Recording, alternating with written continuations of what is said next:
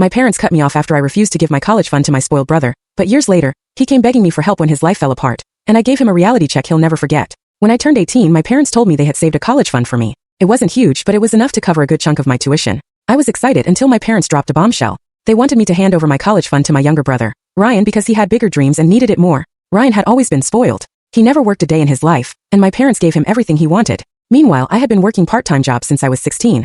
I refused. I told them it was my money, and I wasn't about to throw away my future for Ryan's. My parents were furious. They called me selfish and heartless, and when I didn't back down, they cut me off completely. I struggled. I took out student loans, worked 2 jobs, and fought for every opportunity one got. It wasn't easy, but I made it. Years later, I had a stable career, a home, and a life I built on my own. Then out of nowhere, Ryan showed up at my door. His life had fallen apart, bad investments, reckless spending, and now he was drowning in debt. He begged me for money, saying our parents were struggling too. I looked him in the eye and said, "Remember when I needed help, and you stood by while mom and dad threw me away? Well, now you get to figure it out just like I did." He called me heartless just like they did all those years ago. But I didn't feel guilty. I had learned the hard way that some lessons in life can't be bought.